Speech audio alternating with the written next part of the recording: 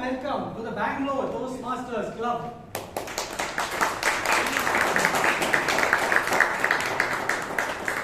My name is Taran Menon and I am the Sergeant at Arms. Kindly allow me to share 3 guidelines for today. Please switch off or put your mobile phones on silent mode so that you do not disturb the speakers who come on stage. And for those who come on stage, I request you to not talk about sex, religion or politics. But if you are doing so, please make sure you do not hurt the sentiments of those around you. Finally, please, if you are ever required to leave the meeting room, kindly do so if and only when you hear an applause.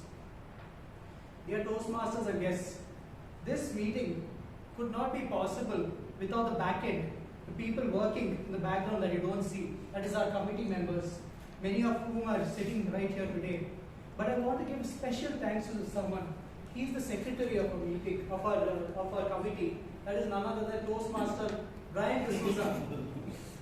And because Bryan is someone who's willing to take the extra mile to help me whenever I'm facing any setback that I'm facing. For instance, there was a time during the Valentine's Day meeting a couple of weeks ago when I had to go to get balloons with DSouza, and I was stuck in traffic late. Our president, Toastmaster Priyanka, was getting worried. She asked Bryan, where's Taran? He said he'd come in soon. I said, I think Taran said that he'll be back in an hour. And when did he say that? 1 hour ago.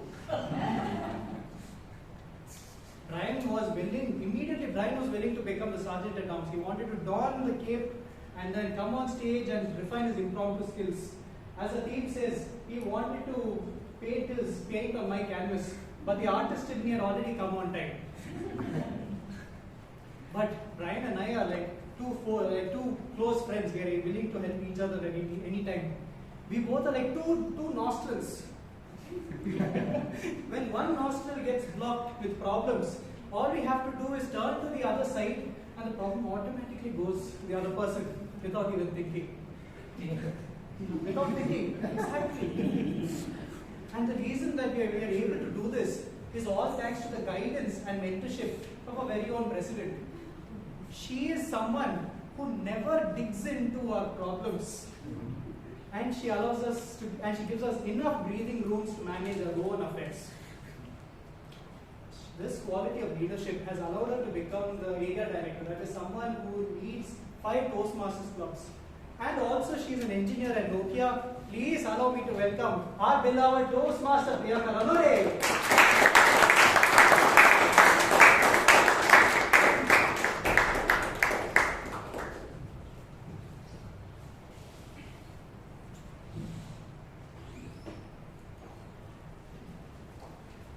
Fellow Toastmasters and your guests, a very good evening and a warm welcome to Bangalore Toastmasters Club. Good evening. I now call to order meeting number 1421.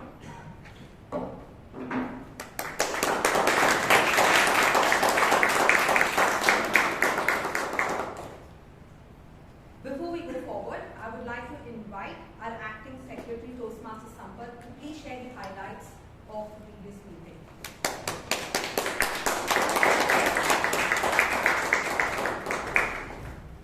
Good evening, Professors and my dear guests. Good evening. Meeting number 1420. Date 15th March 2024. Theme: strive not to be a success, but rather to be of value. Word of the day: ameliorate. Best speaker: Toastmaster Gangaadhar. Best evaluator: Toastmaster Sudeep Ghosh. Best role taker: Toastmaster Menon. Best tag team player: Toastmaster Vasantha. Best tabletop speaker: DTM Rajiv Manwani. There were 15 table topics. Number of members present 39. Number of guests present 18. 4 new members were inducted last month. That concludes my report.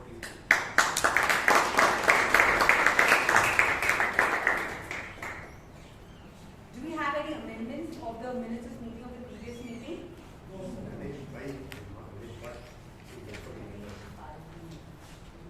That rectification will be done. I guess that was in the announcement.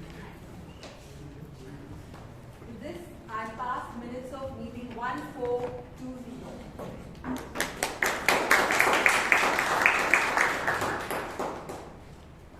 Do we have any first-time guests over here? Please raise your hands. Or could you just please raise and just introduce your name and from where you are?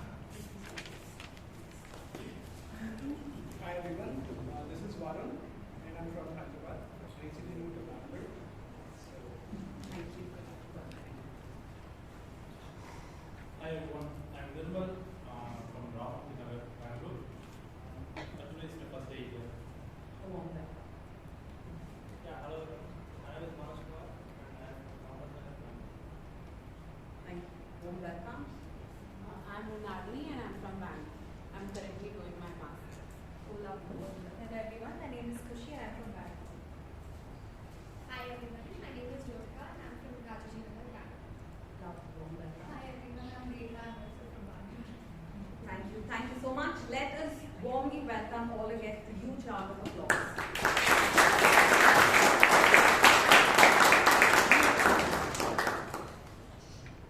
Today's theme is life is a painting, the world is a canvas, and you are the artist. I have been hearing this phrase or quote for quite some time, that you are the artist of your life. And the way you paint it is what the colors that we're going to give. I've heard this a lot. I love this quote, I love the phrase, but never understood the meaning of it or the depth of it. And by the time I could understand what does it mean that you are the artist of your own life, you can paint it the way you want it. It was already so late that I allowed a lot of people to design my life, and I let them design my life. But they say, right, never late than ever. The time I realized that I was letting people define me, and I was also designing my life according to the way people were perceiving me. I can give the credit again to Bangalore Toastmasters Club, who enlightened me how important it is to have my own perspective. How important it is to stand and decide what you want in your life. The stand that you want to take for a certain point. It is very easy.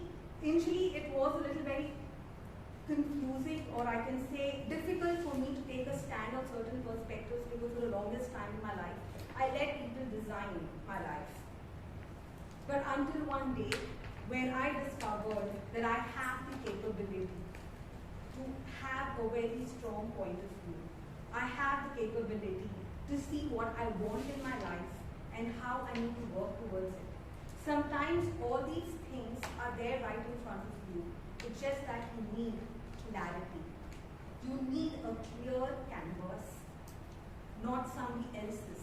You need your own, where you will design your own life, your own dreams, the person you want to be. Let me share one example to all of you.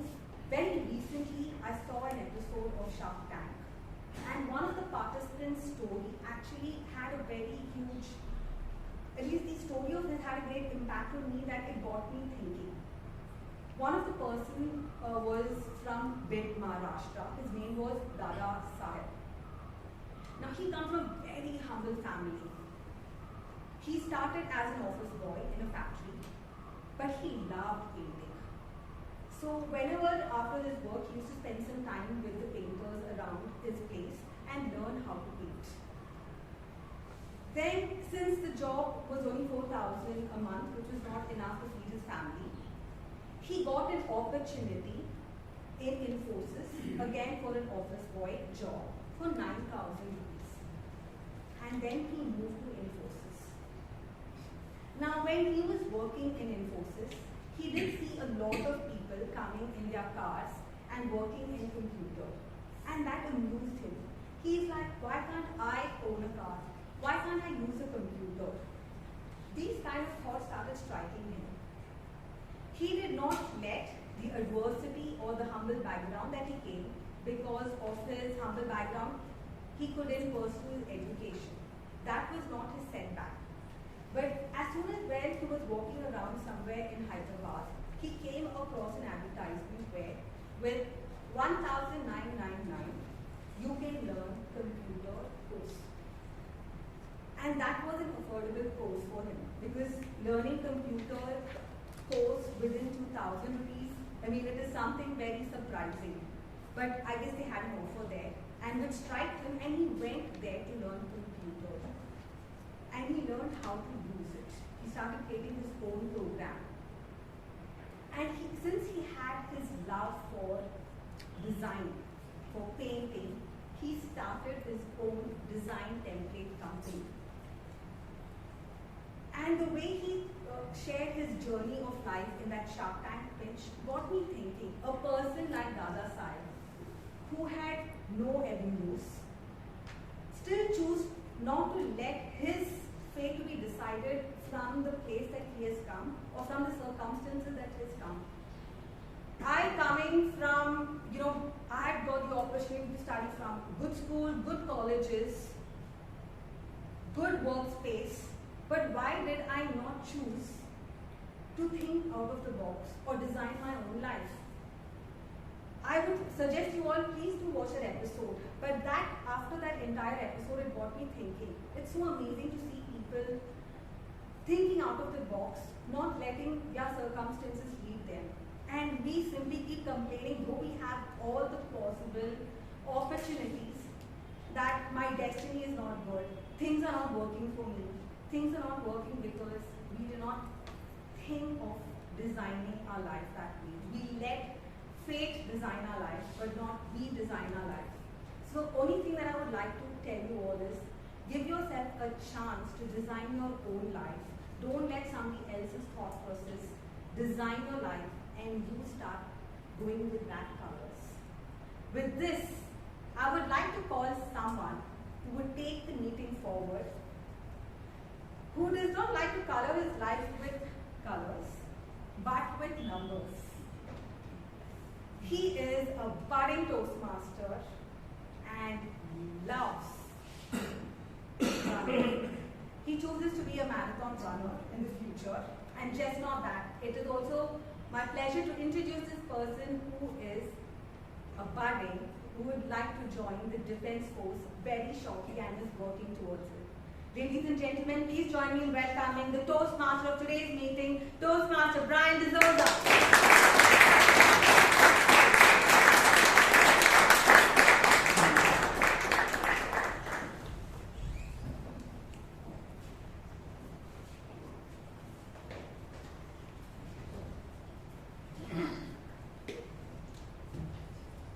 Top of the evening, Toastmasters. Top of the evening, Toastmasters. Top of the evening. Thank you. Welcome to Bangalore Toastmasters Club, Holy Edition.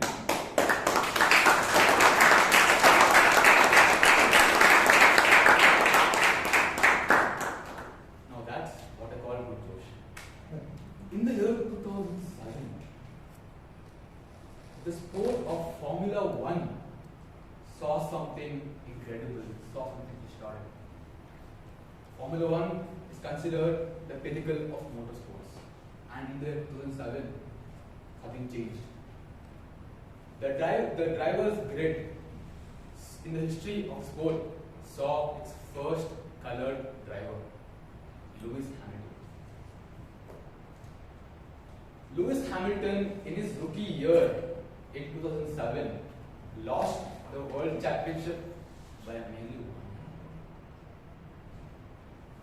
In the subsequent year, in 2008, he won the championship again.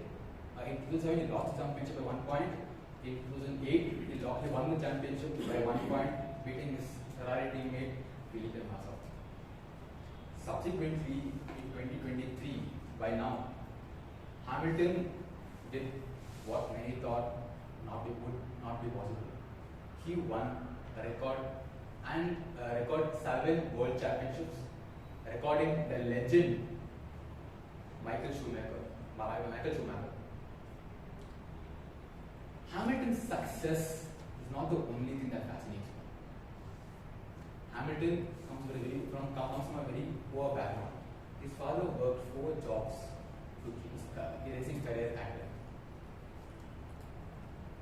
Even while he entered the sport, he faced a lot of racial discrimination. It must be obvious, being the only black driver till date to drive in Formula 1. He has had his moments. Even after he entered the sport, it was very difficult for him, even though he was winning championships, to be there and not face discrimination. Even today he faces discrimination, but he did not let that change him. As I mentioned, he equaled the record of 7 world championships, equaling the legend Michael Schumacher. If you look at the theme, life is a painting, the world is a canvas, you are the artist. In 2020, when Hamilton was driving his Mercedes across in the Turkish Grand Prix, when he crossed the checkered flag to win his 7th World Championship, he said something to the audience while in his cockpit. He said, to all the kids out there who dream the impossible, you can do it too, man. I believe in you. And that is the theme. Life, if you cut down the theme into sections, life is a painting. Life is a creation. Life is a mixture of colors, a mixture of textures, and a mixture of layers.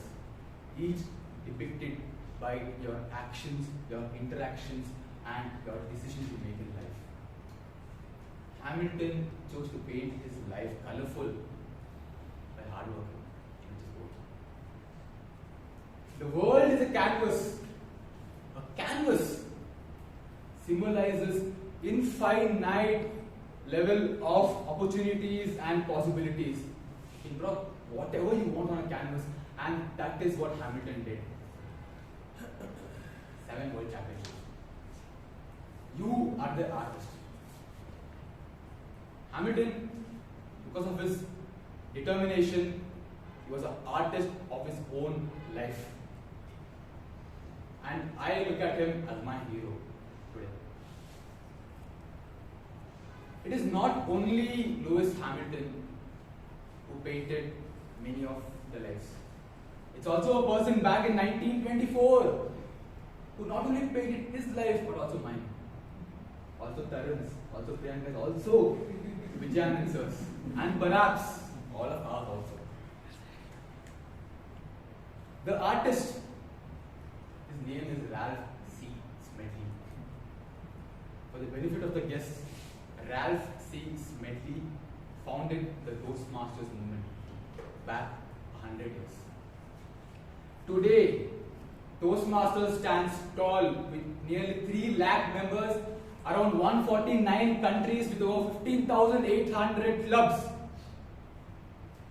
And this club, Bangalore Toastmasters, where you all are present in, is the 2nd oldest in the country, with one of the largest member bases. Ladies and gentlemen, give yourselves a huge round of applause for that.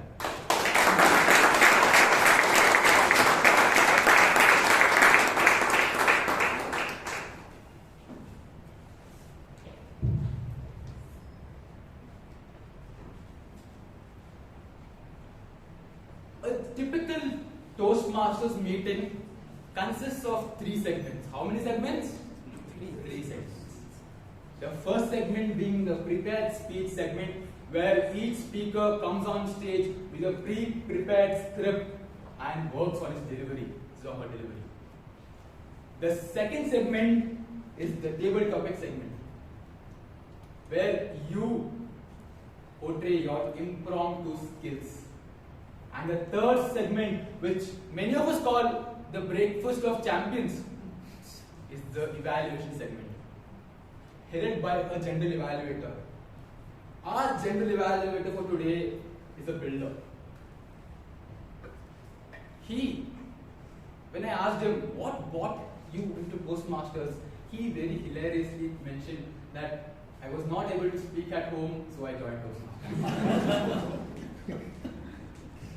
When I asked him what color he associates his character with, we go to yellow, which represents happiness and optimism. But his favorite color is blue. Blue and yellow combines to be green.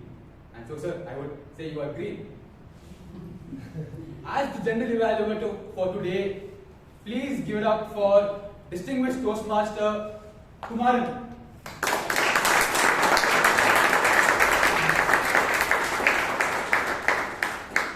I have a small correction to make. I was not allowed to speak at home. That's why I came in one day. I know only two people here the last time I came. One is Vijay, Anand, who, like the word of the day, is attractive and richly colored. The second person is Rajiv, who is resplendent just by sitting there. So, ladies and gentlemen, if you think you like what you see and you like what I say, please give them all a good round of applause.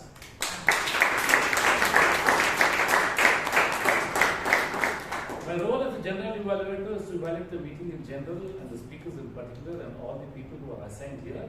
I'll come back at the end of the meeting to give my report, which will be hopefully good and positive, depending on how we perform. So I don't stand to get blamed.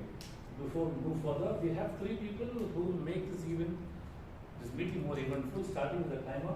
Toastmaster Varun, wherever you are.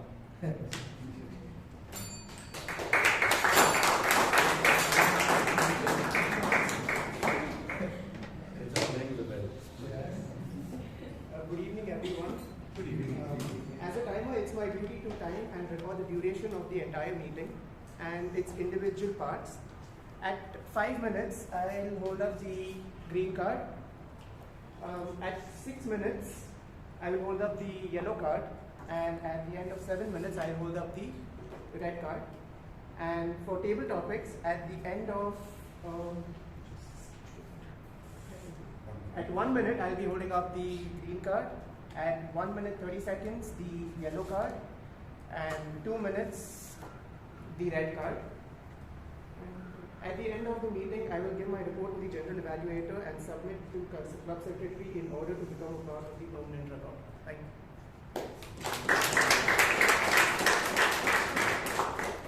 Why giving those cards to the person sitting next to you so that you don't have to keep on looking at the cards again. And they keep on raising it while you smile at the audience. Ladies and gentlemen, give an applause, please. The Ark of the Toastmaster Chiranth. Good evening, dear guests and fellow Toastmasters. Good evening. How would you feel Bangalore without a traffic signal at a constant hop? Yeah. Similarly, a speech without a crutch words or pauses would feel fantastic, isn't it?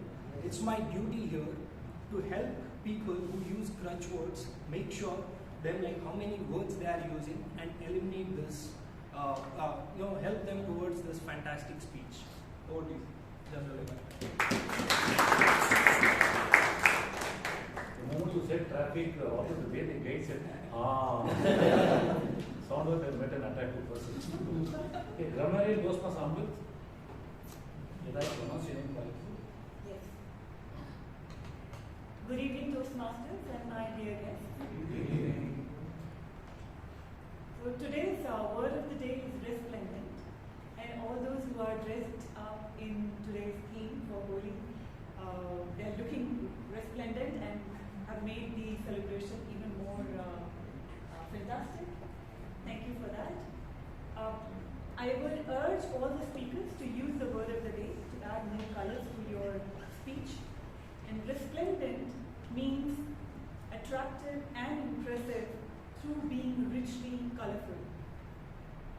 I, as a grammarian, would be looking for some good words and some not so good words from English language, and will be sharing my report at the end of the meeting.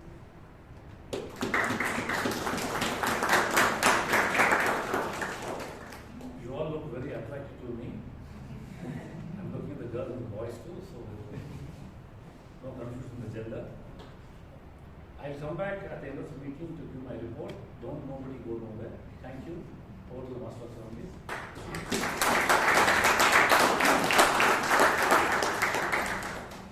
Kumaran comes all the way huge round of applause, please.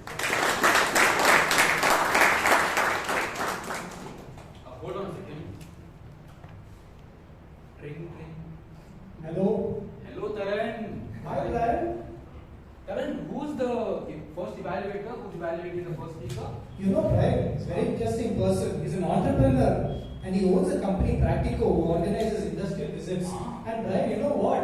When you asked him what is his favorite color, he said it's blue, which resembles trust. That's Toastmaster Jeevan, no? I don't know, you asked him. Getting into the first segment, Toastmasters, to evaluate the first speaker, we have Toastmaster Jeevan. Could you read into the guidelines, please? Hello, Toastmaster man. This is Jeevan. How are you? All good, Jeevan. How are you? I'm an evaluator for the day, right? Yes. Okay. As an evaluator, the purpose of this project is for the member to introduce themselves to the club and learn the basic structure of public speaking. Over to you, man. Thank you, Jeevan. The very first speaker coming on stage is giving his icebreaker. When I asked him, he told me he dances really well. And the second thing is, he associates his character to the color green. I associate his character to the color green because I saw his improvement on stage. His favorite color is blue, as he told me. With the title, when will you decide?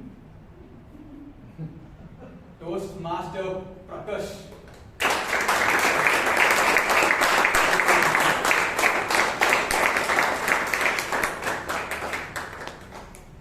When will you decide? Toastmaster Prakarsh, when will you decide?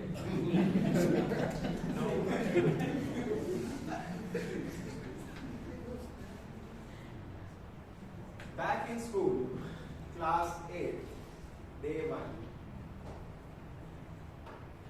Prakash Gupta, present ma'am. Prakash Anand, present ma'am. It's Prakarsh Anand. Oh, is it? I remember.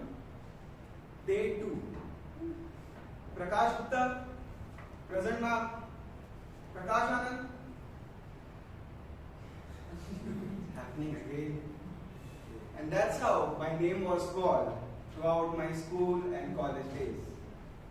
Today at office, it's still the same. In my name Prakarsh,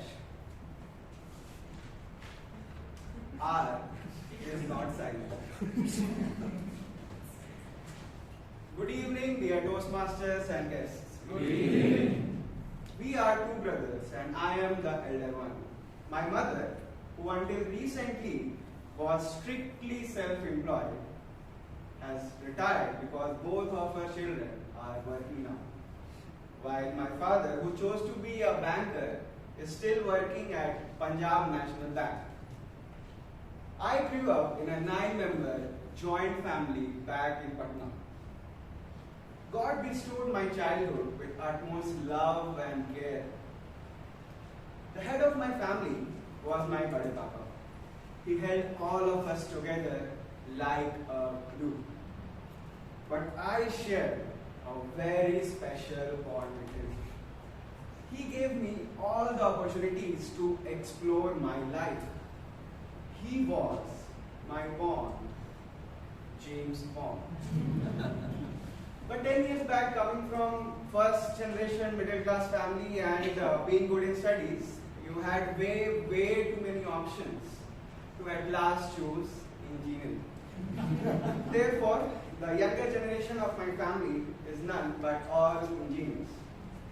I graduated from RV College of Engineering back in 2020 with a degree in computer science. Today I am a professional software engineer, but deep inside I have always been an explorer first. I vividly remember talking to my Bade Papa and him asking me, "What do you want to become?" And I would say, "A fighter pilot." Wow, and how much would you earn? 1 crore? Should be enough, right? And people around would just laugh. Those were golden days. But as I kept on exploring, I realized I just don't know the world enough. If I became good at singing, I would try dancing. And if I became good at cricket, I would try football or badminton. And if I became good at studies, I would try entrepreneurship.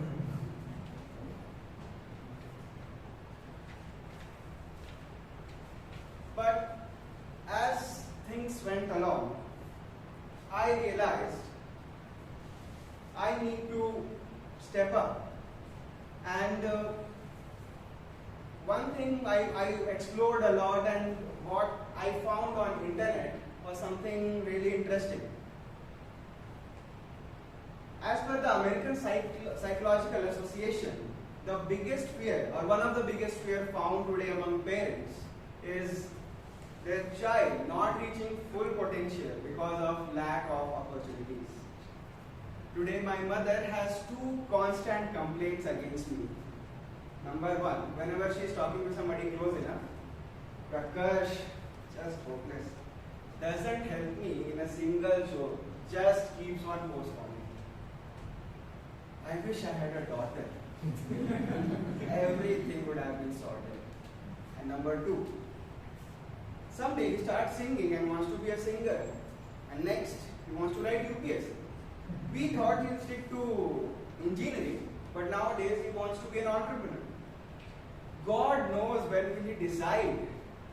Well, I do get her, but I believe I will lose a lot by just exploring the things, the norms of the environment I grew up in.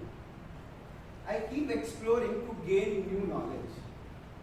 My decisions, my background doesn't matter. What matters the most is my attitude. Stumbling upon BTMC has been one such amazing result of pushing my limits further. I am sure my personality will flourish through the journey here at the legendary Bangalore Toastmasters Club. I would like to conclude with a quote by Dale Carnegie. He is a top American writer. He says, "The name of a person to that person is the sweetest, the most important sound in any language."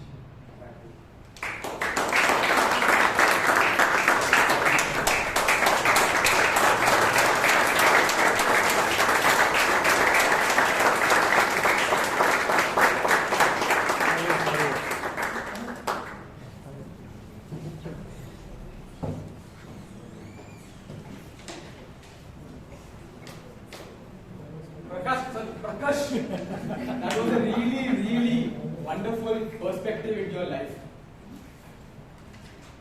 For the benefit of the guests, what we just witnessed here, a standing ovation, it's given to a member of Toastmasters when he or she completes a milestone meeting.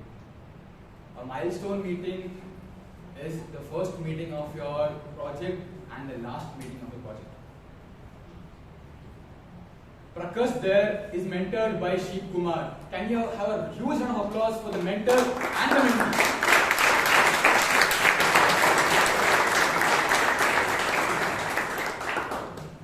Up next, to evaluate the second speaker, we have someone who's a master at one-liners. He's so good at it, he wrote a book on it. He is also into sales and loves traveling. I invite on stage to read the guidelines for the second speech, distinguished Toastmaster Gangaadhar Krishna.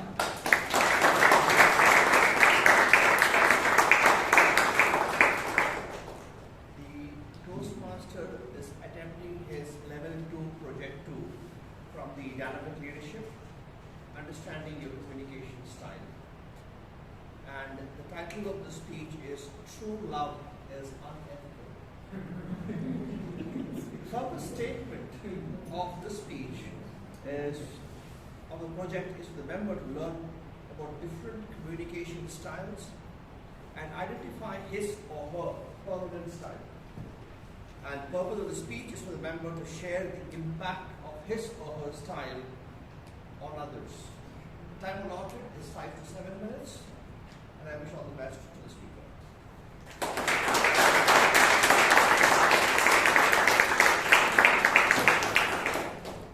For the second speaker who's coming on stage, he's not only a out-of-the-box thinker, he is an out-of-the-universe thinker as well.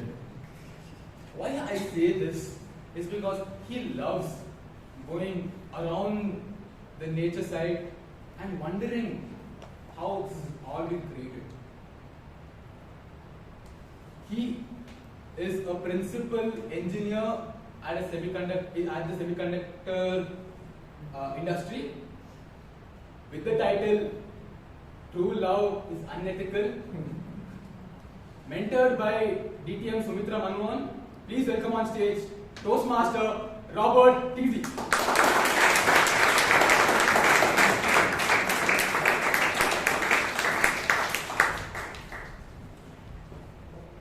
So it's been just about a month since Valentine's Day, and I've already figured out that true love is unethical. Ladies and gentlemen, my dear Toastmasters and guests, a very good evening. Good evening. Love is not about finding somebody to live with. It's about finding someone you can't imagine living without. Do you agree? Yes. Love is a fire. Whether it will warm your heart or burn down your home, we never know. Yes?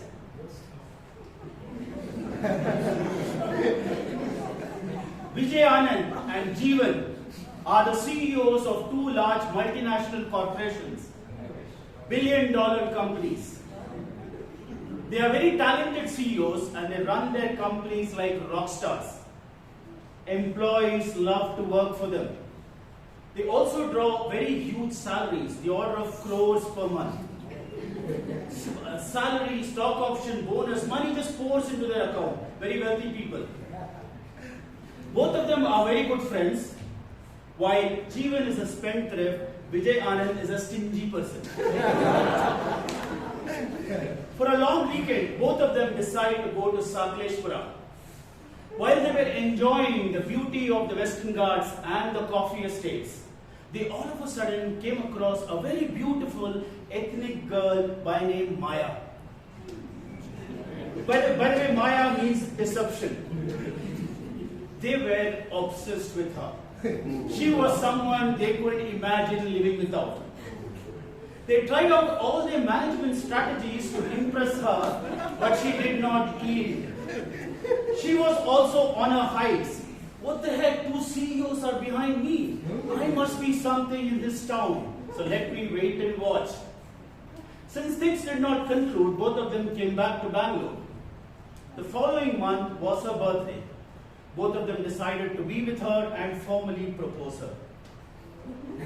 Jeevan spent this month very carefully planning. He bought very expensive gifts, saris, jewels, worth about 1 crore.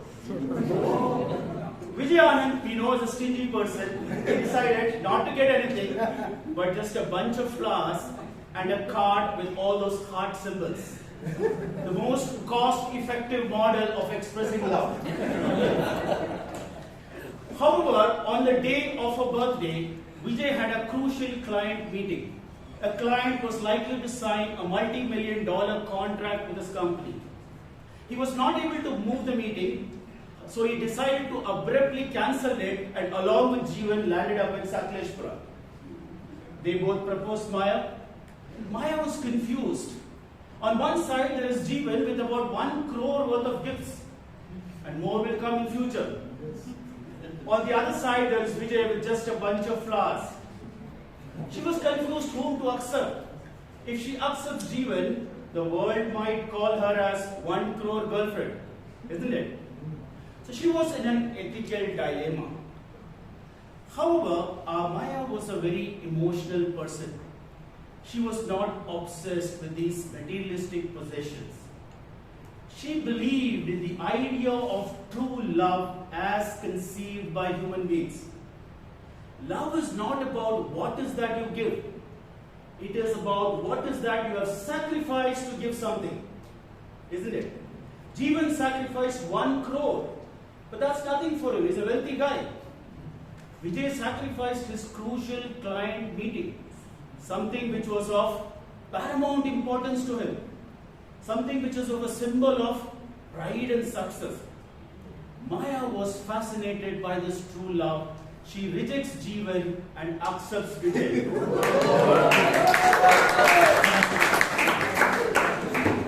True love won. Wonderful, isn't it? Unfortunately, my story doesn't end here. Here in Bangalore, Vijay had cancelled a crucial client meeting. The client was upset with Vijay. He felt that Vijay is an irresponsible CEO. There was a trust deficit and the client refused to make deal with his company. This event had its domino effect. More and more clients moved away from his company. The company got into a huge loss.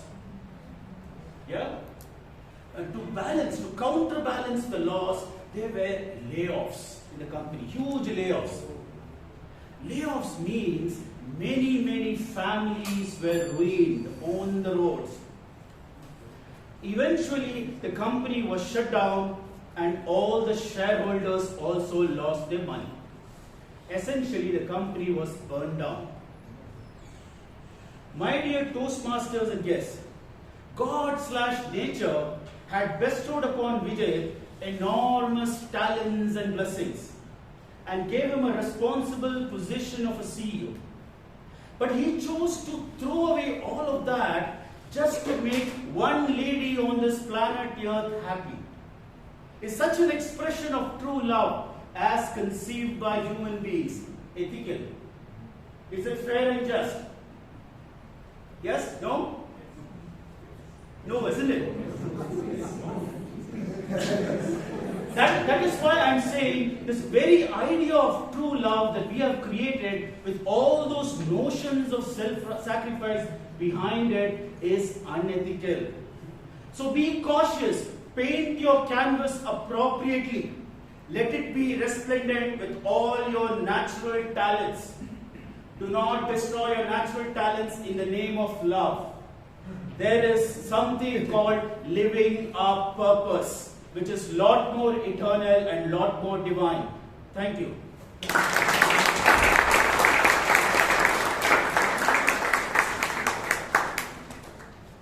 Forget true love. There are 2 points here, okay? First thing, I want to meet Maya. The second point, when this hall here learned that Maya went behind Vijay and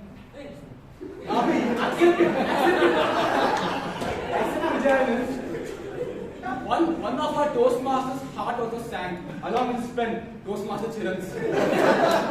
With that, give a huge round of applause to Robert.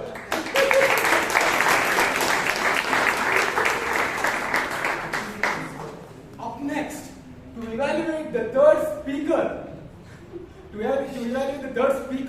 we have someone who, when he comes on stage to give a table topic, loves his wife like the color red. Please welcome on stage to read the guidelines of the speech, DTM Vijay.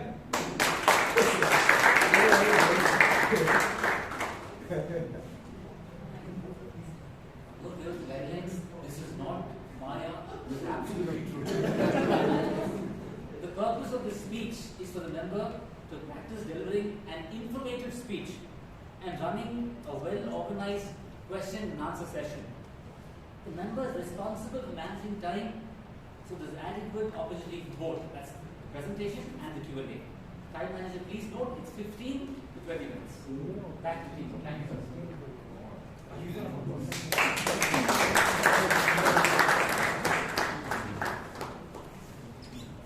The third speaker coming on stage is a person BTMC considers a commando.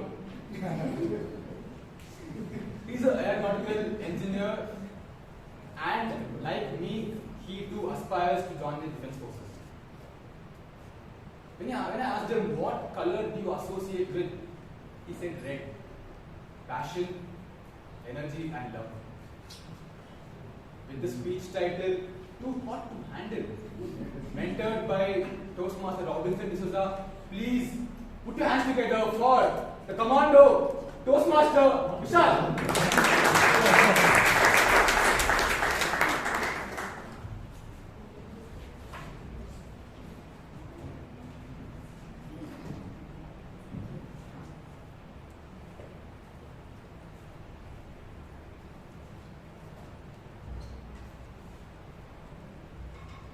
What is a perfect problem?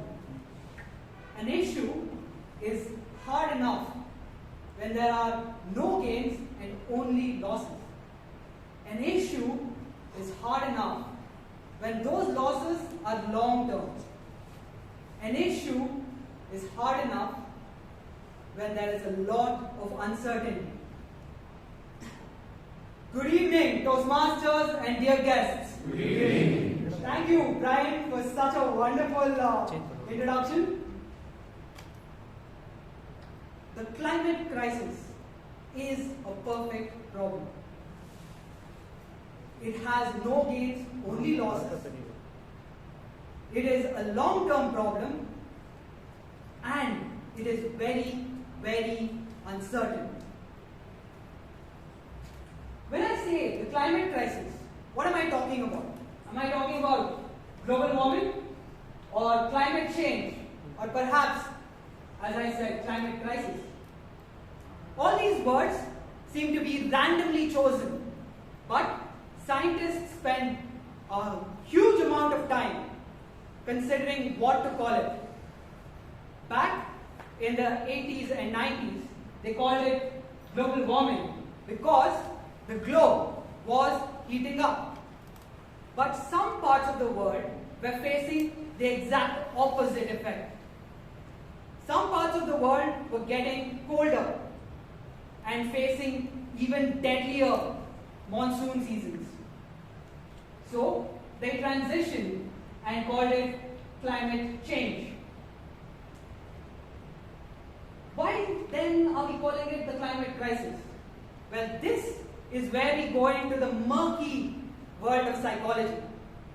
Some people need to be given a sense of doom and sense of urgency to get off their bottom and start making change. And that's why they call it the climate crisis now. Here's a question to the audience. Do you think that carbon emissions are a human invention? How many of you think carbon emissions are a human invention? Well, you'd be surprised. Carbon has been in the atmosphere since the beginning of time. Nature also dumps carbon into the atmosphere. Then what is the problem? Let's look at the world as a giant bathtub with its drain open. When nature is dumping in carbon, it is able to filter it out and repurpose it. However, when humans during the Industrial Revolution started pumping more and more carbon into the atmosphere, it became a problem. And now the bathtub is overflowing. So where do we stand today? As of 2023, we have experienced the hottest year. The sea levels are at a record high. In fact, it is twice as much as it was when we started monitoring it through satellites. Extreme weather events continue to rattle the world and increase inequalities. In just 2 years, we have lost 10% of Swiss glaciers. This is how much carbon each country is putting out. China is leading the pack with 10.7 thousand metric tons per year, and India comes in third with 2.4 thousand metric tons. With current policies, we are aiming to reach a 2.7 degree increase by 2100. This is definitely disastrous. So what parts of life does carbon emissions and climate crisis affect? Well, almost everything. But let me talk about a few aspects of it. First comes oceans. Oceans are the sea of life. All life on planet Earth evolved from oceans. And the oceans are absorbing 50% of all the emissions that we are putting out into the planet. Ocean habitats are crucial because they are 4 times as efficient as terrestrial habitats in absorbing carbon and repurposing it. Let's talk about these giant belts which are called ocean currents. They act as a radiator of sorts for Earth and spread the heat around. Because of the rising temperatures, these are slowing down. They also exchange nutrients and some chemicals from the bottom parts of the ocean to the top parts of the ocean. This means all the carbon that is being absorbed by the oceans are getting dissolved and making the earth, making the oceans more acidic. More acidic conditions means coral reefs, resplendent coral reefs are dying off. In 7 years, we've had a mass bleaching of the Great Barrier Reef, which is probably the most famous coral reef. And without coral reefs, there are no marine ecosystems or marine life. Let's talk about land, the place that we actually care about and we stay in. Land comes in second with absorbing 30% of all carbon that we are putting out. But as of today, 40% of all of Earth's surface is degraded. 30% of which is cropland and 10% of which is pasture land. According to a 2023 report, India is losing a huge amount of forest area. And that doesn't help that 245 to 400 million people rely on forests for their livelihood. So afforestation, that's the solution, right? If losing trees is the problem, why don't we plant a little more? But the problem with that is these ecosystems have evolved over millions of years and they are very, very delicate. Without forethought, if we start planting trees left, right and center, this can cause a huge imbalance. Introducing foreign species may become invasive and outcompete the native ones. We are diverting a lot of forest land and compensating it with afforestation. But some scientists believe that planting more trees may increase the problem, as the biochemicals that these trees put out, well, they may worsen the climate crisis. With just 3 degrees Celsius increase by 2100, almost 41% of mammals will lose their homes, which means they will go extinct. With just 3 degrees of increase, the average duration of droughts can go to 10 months or higher. Now let's talk about health. There is an increase in heat strokes because of the great heat wave crisis. And this is not only a health problem, it's also an economic problem. According to the UN, 50% of labor that requires a lot of physical work will not be achieved. Extreme weather events are contaminating our food supply, our medicine supply, and our water supply. The increasing temperatures are better for microbes to spread and to thrive. It also takes a mental toll because less trees have been linked to lower moods and the climate crisis may cause an existential crisis, ironically. So here's a question to all of you. How many organs do you think air pollution affects? I shot myself in the foot with that one. But yes, every single organ is affected. Most people think it's only the lungs, but it involves cardiovascular issues, blood problems, and neurological issues. Now, extreme weather events are on a rise. Majority of the carbon emissions are coming from richer parts of the world, but the brunt of this is being borne by people who have less. For example, 60 million people in Africa are suffering from food shortages due to a prolonged drought. The climate crisis is clearly making inequality wider. Let's take, for example, the old capital of Indonesia. Because of the rising sea levels, the city is sinking, and they are planning a new city.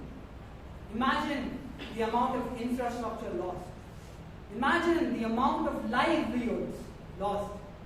Imagine the number of people who have just lost their home.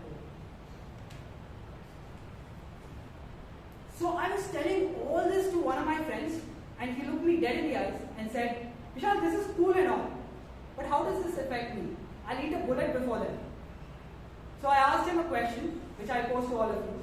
How many of you enjoy a cup of coffee in the morning? Raise your hands. Well, you're going to be disappointed in the future if things keep continuing the way they are. These black areas are the only places in the world where coffee can be grown. And it's called the bean belt of the world. With just a 1.5 degree increase, farmers are having to go to higher altitudes to make the crop grow, because coffee crops are very, very stubborn. They're more stubborn than my crush. Little too cold and they freeze. Little too hot and they dry up and die. So it's also making the lives of these people who are harvesting this crop more dangerous. The increased temperatures, as I explained, are better for microbes, so diseases are spreading rapidly. By 2050, the amount of land that we have for coffee may reduce by 50%, and 60% of all coffee, wild coffee strains may go extinct. In 2022, in India alone, we saw a 35% dip in coffee production, and last year our exports fell by 15%. So how can we fix this? A few years ago, the entire media was filled with people who were denying that this problem existed, that climate crisis was actually happening. But now they have transitioned into a different strategy. They say that we are doomed, that there is nothing we can do, we just have to say YOLO and wait for the end. But that is simply not true. We are not making all the changes that we need to, but we do have a fighting chance. We need to stay pessimistic, but we should not give in to despair. I'll give you the advice that everyone received when they were in 3rd grade. Walk more because it's better for you. Take public transport. Invest in solar energy. And the reason I say solar energy is because it's easy for everyone to have a little bit of that in their home. Support national and international policy, because our vote is our superpower. Gradually shift your lifestyle to reduce emissions. And the greatest superpower, apart from voting, that everyone has is staying informed about what is happening in the world and what we need to do. Here's a simple thing we can do. This is how much carbon a kilogram of this food produces. We can transition to a more plant-based diet, and it will significantly help us. Let's talk about the importance of trees in cities. Trees improve mental health. Some studies show that patients who are given access to gardens recover 10 times faster than those who don't. Let's take the example of Uruk and Anuradhapura. Both were giant cities in ancient times. Uruk decided to cut down all their trees and make space for their buildings. But this contaminated the water source and eventually the city died. In Anuradhapura, most of the trees were Bodhi trees and had cultural significance. So it was difficult to cut them down. And even today, it stands as a significant city in Sri Lanka. Why is this important? Well, by 2050, 65% of the world will be living in cities. So after listening to all of this, do you think that there is any good news? Yes, there definitely is. China, which is the leading producer of carbon emissions, some experts claim that China's emissions have peaked last year and will gradually reduce going forward. The global mean temperature increase was 4 degrees Celsius when we started, but we have got it down to just 2.7 degrees.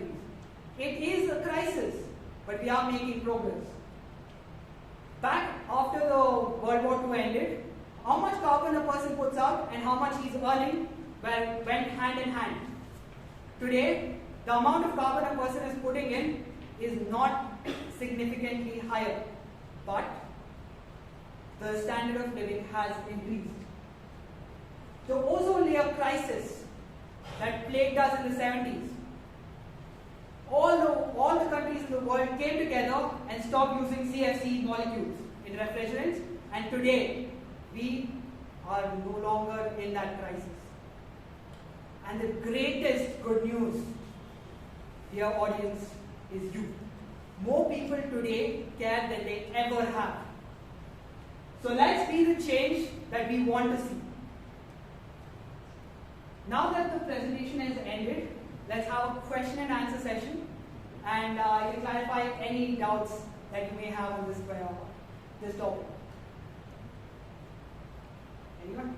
Yes, Mr. King. Planet Earth is negligible in this universe. We are negligible on planet Earth. Should we really worry about all this carbon emission? Nature will take its own course. It will make the correction. Well, definitely nature will take its course, but we won't be there as a species to see what course it takes. If we want to protect our species, we will have to make change. And the last generation, if we don't make any changes, will significantly lead poorer lives. Any other questions? Yes, Mr. Well, currently, with this scenario in mind, we have not achieved intergalactic travel or interplanetary travel. We don't have colonies in other planets. This is the only home we have. So either we can focus on fixing our home planet or make colonies in other planets. But let me assure you, Earth is the only planet that is made specifically for our kind of life to exist. That's not correct. There are other habitable planets. True, but how long will it take for us to get there? As a lay person, what are the 2 or 3 things that I can do to contribute to this? Sure, as I explained, to contribute to be the change that I want to see. Okay. So to clarify, you want to get some tips on how to reduce the problem. 2 or 3 things. 2 or 3. Sure. 1 is following a more plant-based diet. 2 is using public transport, walking more, reducing the amount of times we use a car just for one person. And 3 is saving water. Maybe have a garden on top of your house. And if you're planting any trees, make it a native species. And maybe contributing towards through donations to organizations that are helping towards this cause. Yeah.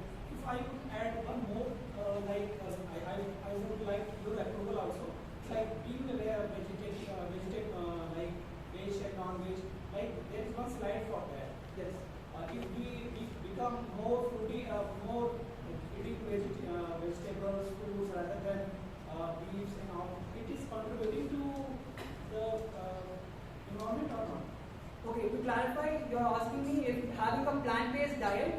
is better for the environment or worse?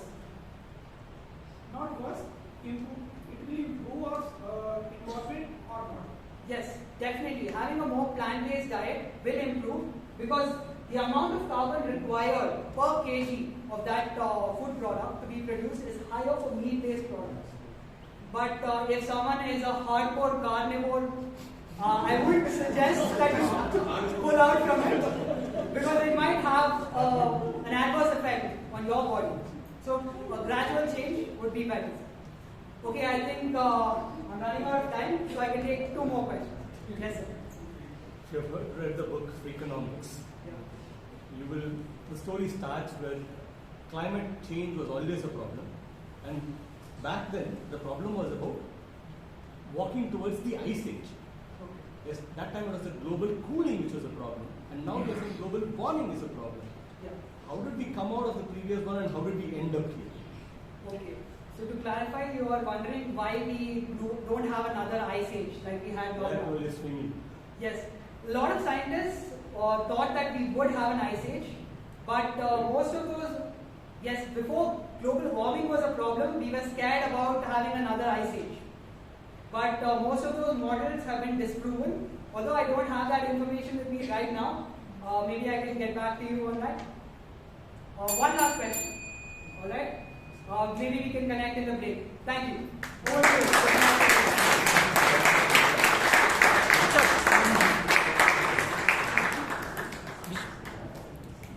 I use the public transport, Vishal, and let's just say, compared to last summer, this summer is a little very, very hot, and I am not able to survive with the bus.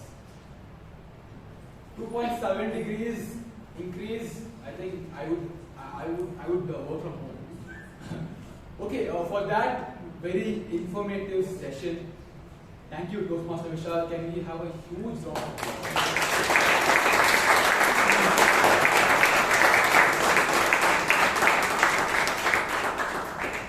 Now we shall have a quick 5-minute water break. Water intake and outtake. Water intake. For the guests who want to relieve themselves, the washroom is left and down the hall. Timer, please. Note after 5 minutes. Toastmasters and my lovely guests. Thank you.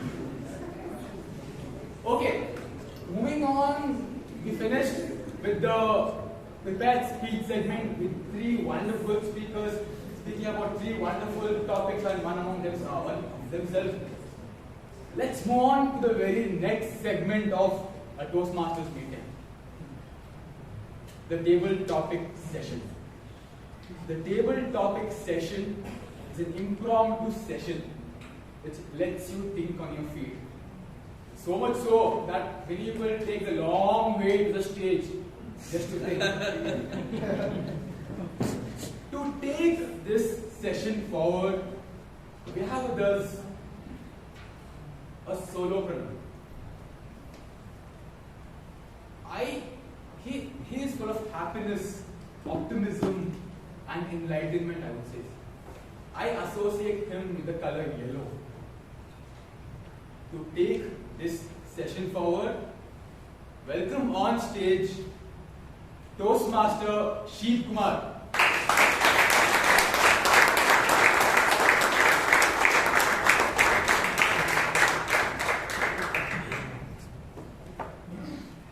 Thank you so much, Bryan. I really envy Bryan because he's a student and he's already doing the Toastmaster today. Give a round of applause to him. Student, behind every successful student, there is a deactivated Instagram account.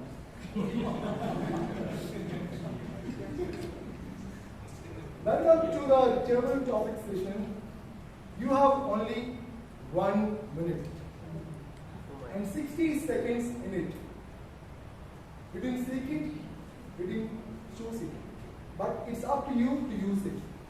You must suffer if you lose it, and give an account if you abuse it. It's just a tiny little minute, but eternity is in it.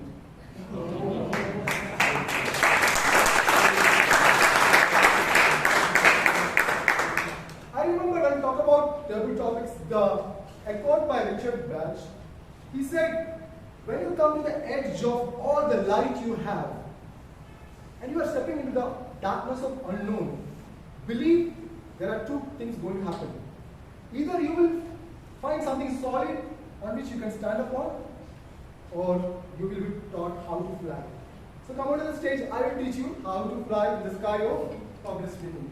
Let us see the first speaker and the first topic. I think before that, small correction because of the time constraint. We'll have at 1 minute the timer will show green card, and at 1.5 minutes red card. The first topic is the best thing about future is it comes one day at a time. I'll go in order. Amrit Kothari.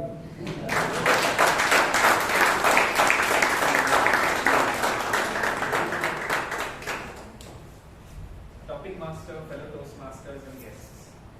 The best thing about the future is it comes one day at a time.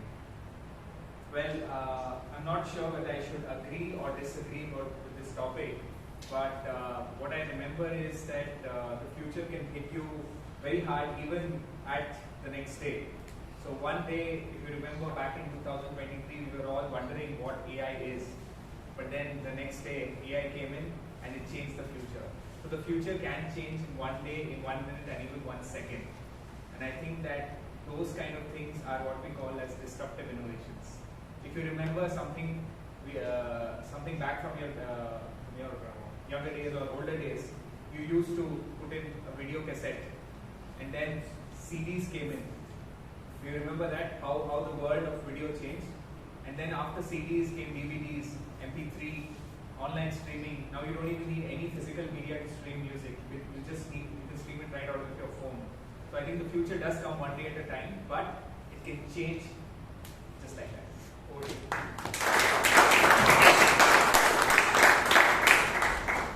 Thank you, Abhay. Next topic is artificial intelligence is no match for natural stupidity. This was the Ganesh card.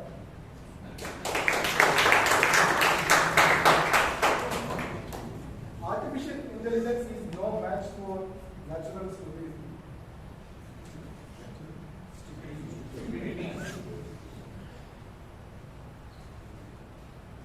Yeah, I tend to agree with them.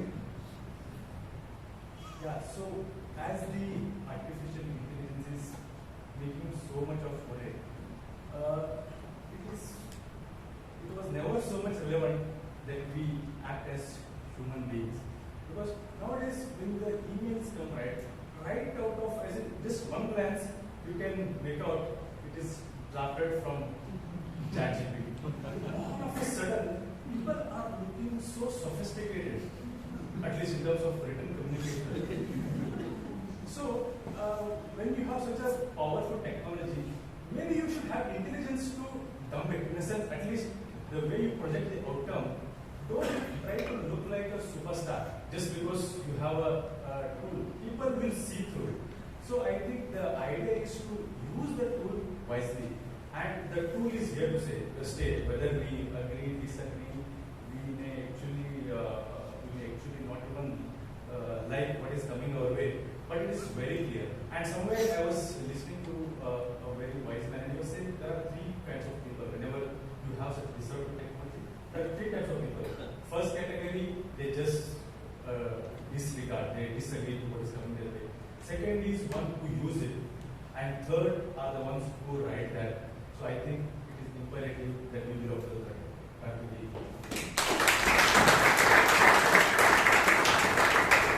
Thank you, this was a Ganesh part. The next topic is, if you want to be criticized, get married. If you want to be criticized, get married. Distinguished Toastmaster Rajin Kumar.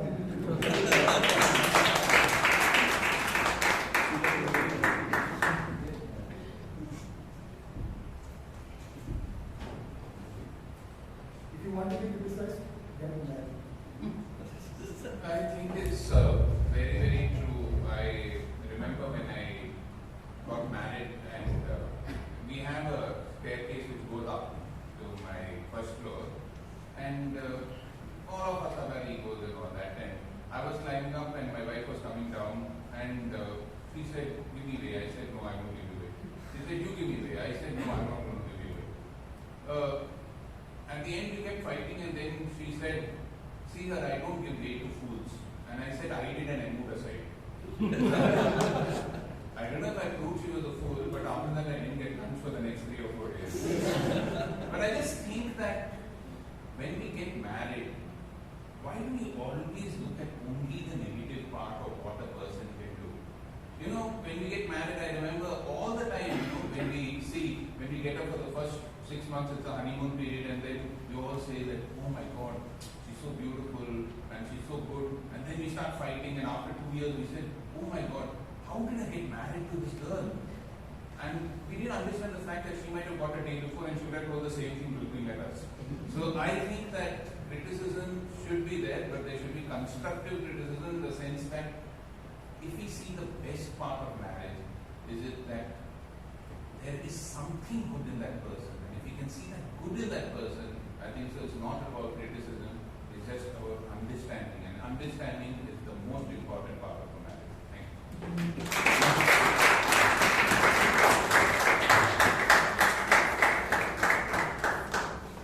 Thank you, Distinguished Toastmaster Rannorey. The next topic is always remember you are unique, just like everyone else. Always remember you are unique, just like everyone else. Toastmaster Maheshwaran.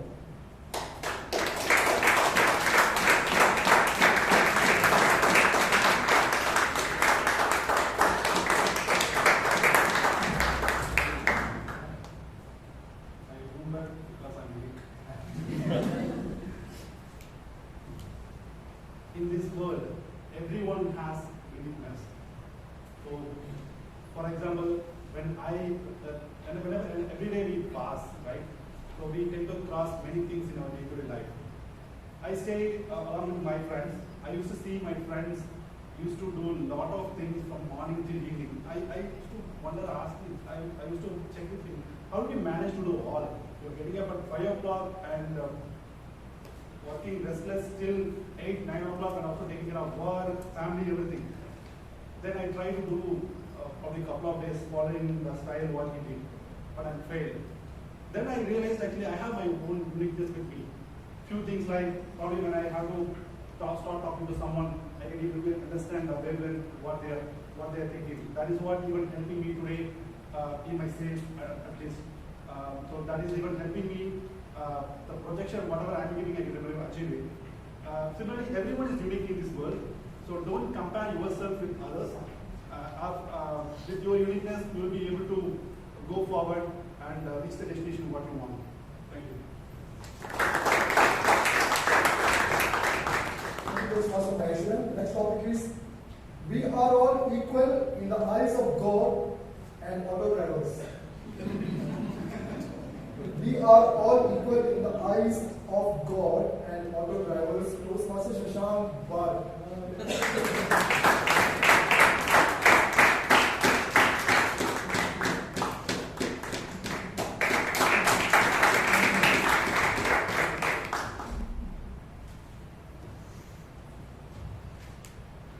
How many of you use autos frequently? Can you see a show of hands? Is that a preferred mode of commute? Preferred. Weaker. Exactly my point. In fact, today, in the afternoon, I was near Racecourse Road, just waiting for a cab. I booked an auto because, as we all agreed, it is a preferred mode of connect. I got the auto driver came by. I hopped onto the auto. He asked me, "Sir, cash or online?" I said, "Ola postpaid." He said, "Sir, cancel mine." I said, "No, I won't cancel." He again gave a big list of complaints against Ola, saying they take commission, they give us peanuts, they take money. I said, "I don't have cash. I don't carry cash." "Sir, all of you are same. Cancel, please cancel. I want money." What did I do? Cancel. I asked him to cancel. Booked another ride. What do you think happened? same point, same question, same answer, and then you tell me all of us are same? I say all auto drivers are same because Ola postpaid not accepted, and you pay by phone pay, Google Pay or cash. I don't agree with this point that all of us are same because all of us have different modes of payment, but auto drivers are the same.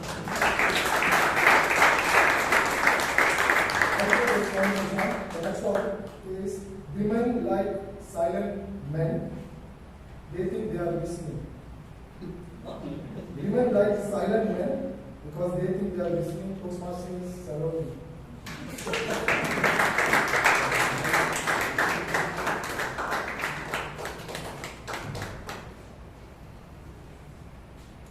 So, I actually like men who listen, but unfortunately, I ended up marrying a person who have zero listening skills.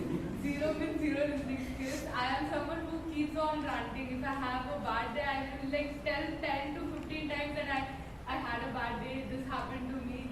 And the person is like, and then he's like, sir, you could have done this could have worked, and you should have replied like this, you should have kept your calm. And I'm like, I know that, dude, just listen to me.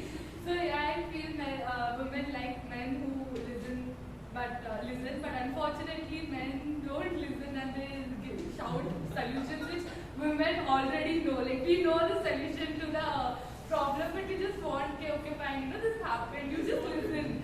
If we want it to get out of our system, we just want that thing to come out. And then, and the same thing is like, you call your mom and say the whole story, then you call your sister and then you say the whole story, and then you expect me to listen 10 to 15 times, and I'm like, yes, that's my way of getting out of my system.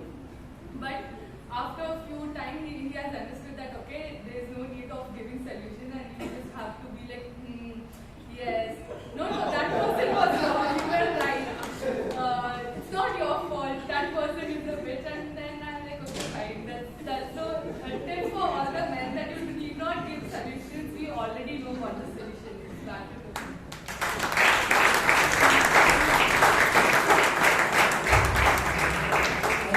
The next topic is when a man opens a car door for his wife, it's either a new car or a new wife. When a man opens a car door for his wife, it's either a new car or a new wife. Toastmaster Pethi.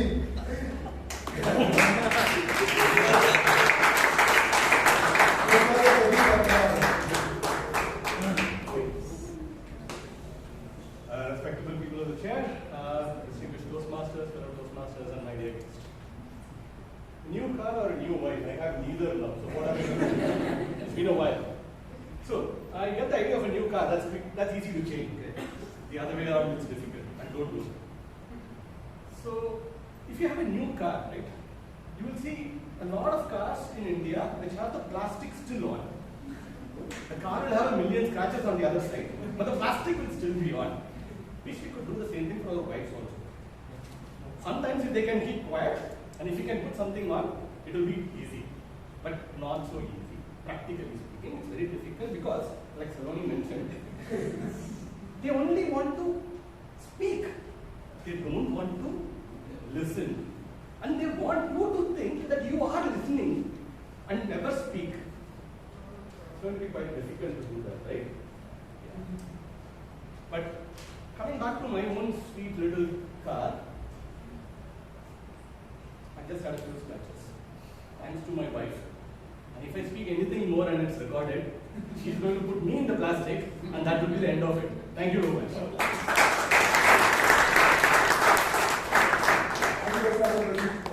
The next topic is, if evolution really works, how come mothers only have 2 hands?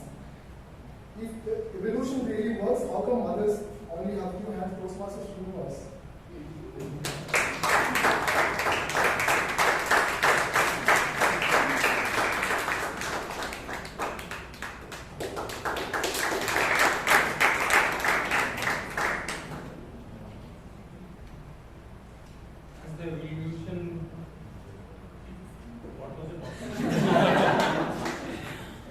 Evolution really works.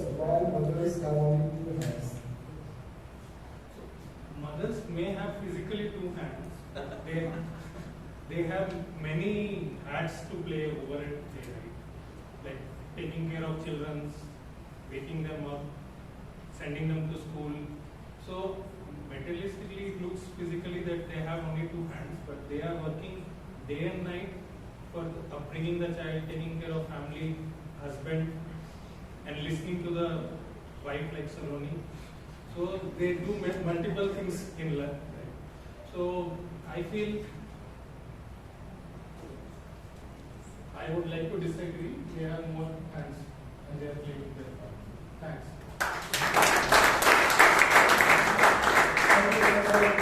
So the next topic is, inside every older person, there is a younger person. Inside every older person, there is a younger person. Toastmaster Grish.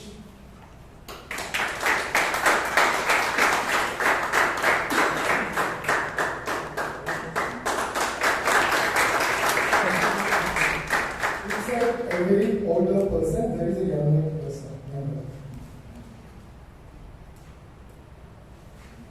Good evening, Toastmasters and dear guests.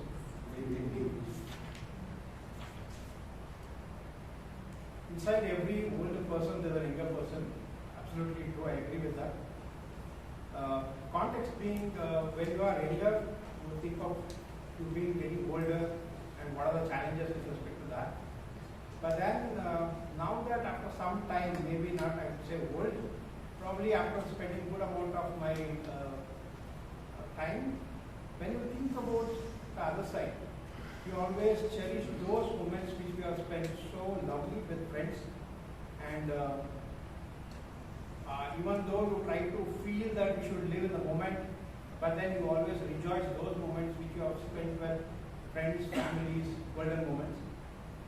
So in my view, yes, that is one part of it. And then also in your family, if you see, so we have people who have put in so much of let's say age and things like that. They have their kiddiness or childness. Let's say, for example, I could never imagine my father when he was working and we were small kids, that he could be a sort of person whom I am seeing today. When I see him today, he comes with me to my farm, then he acts like a small kid. So I would probably am thinking that now he is trying to rejoice this moment, and all those time that he spent with us, working hard for us, now he is trying to rejoice his moment and time.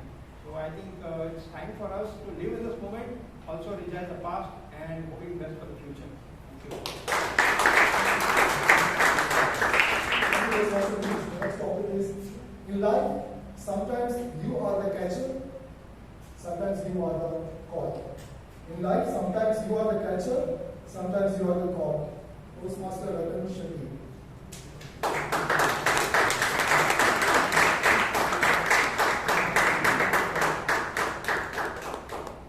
In life, sometimes Sheeb is the catcher and Ratan is the caught. So,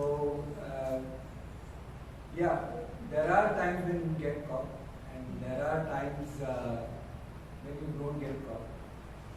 And the point is, it all depends on one's own self, whether one is looking at oneself as a catcher or whether one is looking at oneself as being caught. Because it's all a matter of perspective actually. Because you might think that you are the catcher. For instance, I heard one of our speakers speak about how things can change in the matter of a day, in the matter of a moment.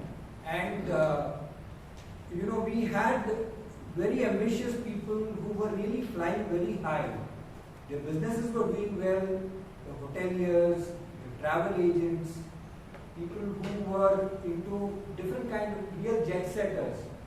And what happened on March 23rd, 2020, the jet setters were all grounded because it's just a matter of that moment. So I think whether one is a catcher or one is caught, the issue is that the ball should be up in the air, the show must go on. It doesn't matter whether you're a catcher or you're a what. So now I hand it over to the catcher.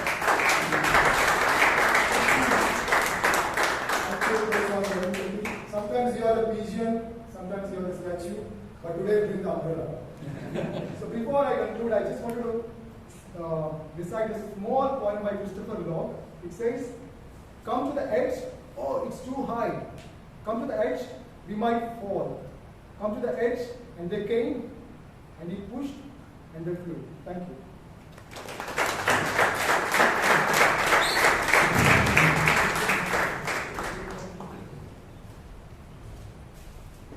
For all the speakers who came on stage and for the person who gave them topics, give them all a huge round of applause.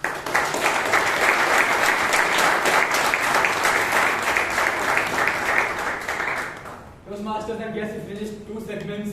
Now is the last segment, the evaluation segment. The evaluation segment is the breakfast of champions. To take this session forward, we have among ourselves a champion. Please put your hands together for distinguished Toastmaster Kumaran.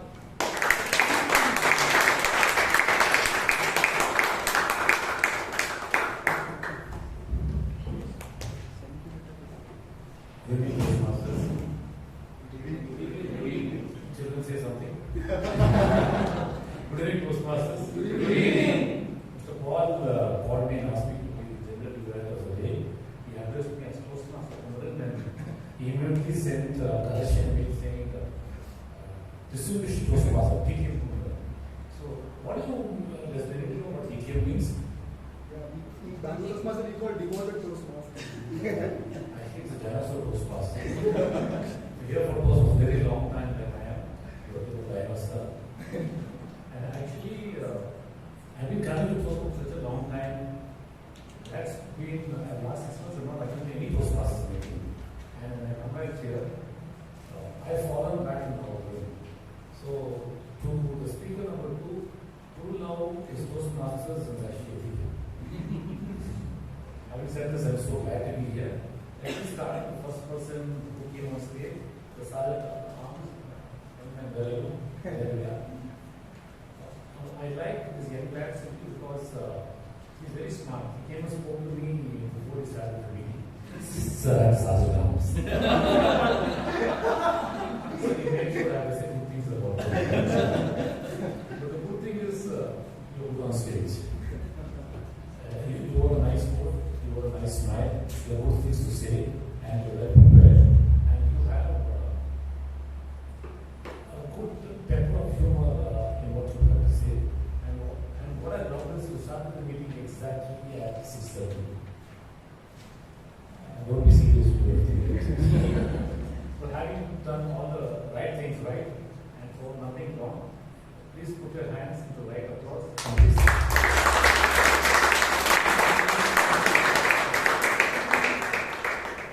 Actually, my voice is not very low. It's just a speaker. So you can just raise the volume. Coming to the president, what I've written here is, this lady comes up with lots of energy. She sort of stores it. You can look at her and feel that she's going to burst with energy. Yet, always laughing and smiling.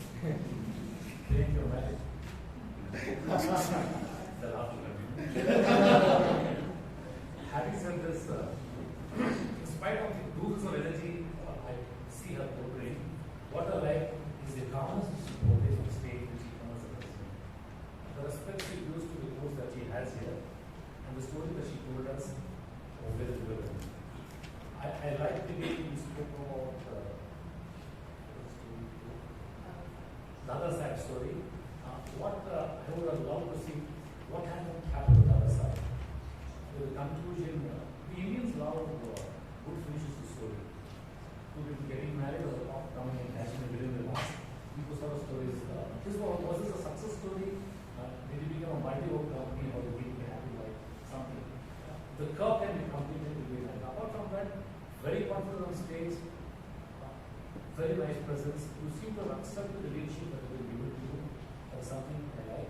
Maybe you will do a job. Get married. Applause.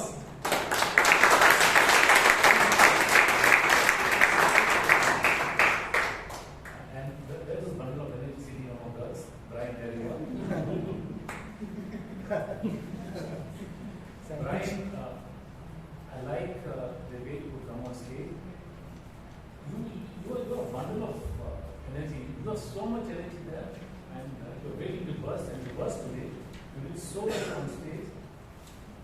If I could tell one thing that I would want you to do is, this platform is big enough when you stand up there so people cannot see, so you don't have to move on the stage. You can stand in a place and just talk, and that was the only thing that I could say. But the energy, your humor, and the way you introduce everybody, one of the fulcrum of Toastmasters, one of the catches Toastmasters is a master service.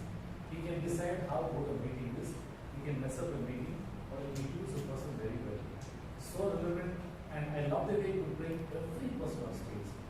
I could see you are very favorite to this club because the moment you come on stage, people are smiling and laughing because you're someone who has blended into the effects of this club. You will go a long way since you've already come. I hope you join the courses that you want to, but apart from that, the work is so great as a team of you. Ladies and gentlemen, applause.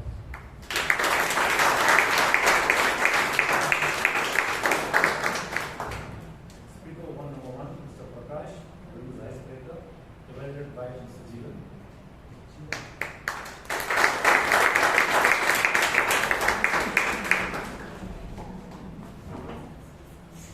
Students, mark your attendance. Toastmaster Prakarsh. Toastmaster Prakarsh. I will be evaluating your speech from where you went well and where you can improvise a bit. From the college you graduated to the school you joined. From hobby you like the most to the parental information, and from the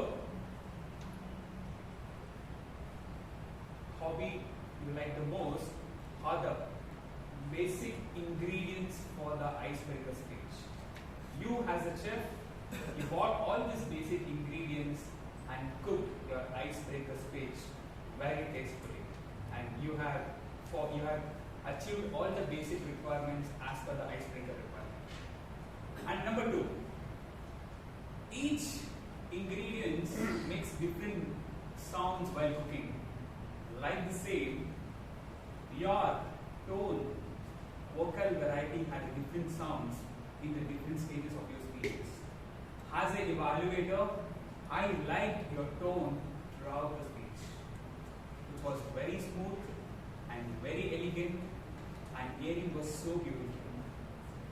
And number three, after eating your dish, my attitude got changed. Attitude message you had in your script. Normally, icebreaker says about what you are about, but you had an extra dish like giving a message in your icebreaker speech, which was more eye-catching. The one thing which I want to give you as a suggestion is, you had a different body movement which was not aligning with your speech, like what I'm doing. If you could have stopped it or avoided it, it can come only by practicing it. Practice more so that you can avoid this unnecessary body language throughout your script. And at last, as a painter, instead of using your different paints, you use the powerful words. Instead of brush, you use your body language to design your life canvas in the form of icebreaker. I wish you all the best in the future canvas with more happiness and success. Thank you.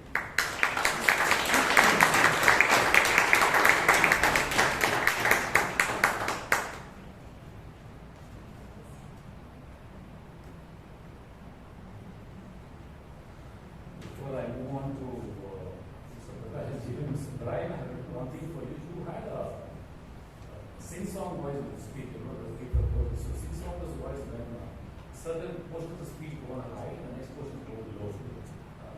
For example, can you give me a sentence? Just give a sentence. Toastmasters is a good place. Yeah. Then having a great time. Toastmasters is a good place and having a great time here. Toastmasters is a good place and having a great time here. So every sentence has its high and low, high and low. There's nothing wrong about it, but nobody has told you about it. It's not a sing-song. Probably the line should go straight and go up the necessary number of the rhythm. Take your speech a bit and look at those points. Coming to Mr. Jeevan and Mr. Prakarsh, this Mr. Prakarsh, can you stand up, young man? What do you always think? Is he well dressed? Yes. Say something. Yes. He's resplendent. Please sit down. One of the good facets of the speaker who comes on stage, before you express, to impress. One of the good ways to impress is to be well dressed. So you believe in yourself. I think you are extremely well dressed because you feel important to yourself on the speech, and I like that attitude of yours. You wear an attitude, but it does you well. And for a nice speaker, extremely well prepared, extremely well done, and the way you could bring about yourself, and self-deprecating humor by the word you use about your pronunciation, and the way you spoke of your mother, everything, yet keeping a positive tone. For someone who's attempting this first speech, I really have nothing to say to you, because we come here to improve, and you're at a stage where I say, just enjoy what you've done today. If you ask me what I could say what Jeevan said is, you went back and forth. Initially, just stand on stage and speak. Moments are meant to be purposeful and needed. When time comes, your mentor will tell you how to go about it. And if you ask me what you need to do, you need to get out the same speech. If it's over, please give me a applause.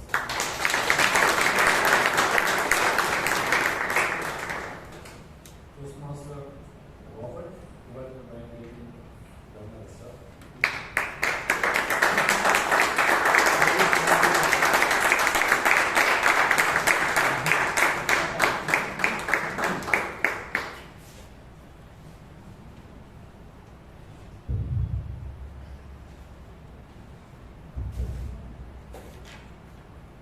Good evening to all Toastmasters and my dear speaker, Robert in particular. Your speech content was fantastic. How many of you would agree that he kept all its spirits right through? The full audience here agree that you kept everybody enthralled with your story that you created and how you put the whole thing in place. And based on the title of True Love is Unethical, you brought that out very beautifully, I must say. I also loved your story. I was totally enthralled. However, as an evaluator, I was forced to look at the purpose statement. And there, a couple of words caught my attention. One, different communication styles.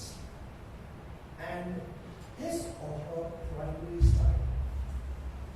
I couldn't gather what was the different communication styles that you were trying to bring forth with that story, and what was your primary style there. Yes, I presumed it must be initiating or engaging. You know why? Because I literally had to go back into the Toastmasters Pathways project and run that 15-20 minutes and try to figure out what exactly it must be. That I would presume, but what about the others? Would they know what was the style that we were trying to get across? And the other thing was the impact of his or her style on others. Well, I gather the impact was really good. The fact that everybody was in splits. But did it tell what is your style and how is it going to impact? That is a very important aspect. So somehow I found that the story was great, but underneath that should have been the purpose statement which should have been brought up. And then you should have told that this is what I'm trying to do. Mind you, you had, I think, a minute, because by the time the yellow came up and you already were ready to wind up and move on. So you had that 1 minute to sort of wind up and want to go in a rush or how it does that. So all in all, I found that there was some kind of a mismatch between the focus and what the content that we're trying to give. And if you want to actually justify that project, maybe you want to review the purpose statement and see how you could better, in future project your speech. You could do it on the same, or you could do it in future other speeches also. But having said that, I wish you all the best and request you to focus on the purpose statement and take it from there. Back to the Toastmaster today. I'm sorry,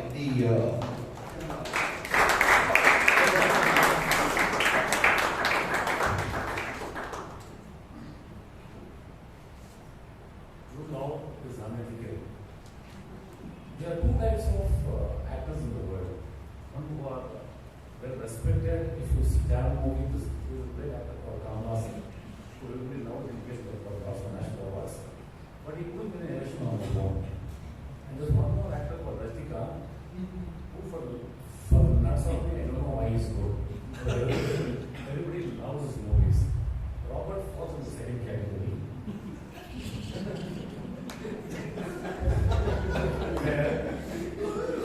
where I just love it.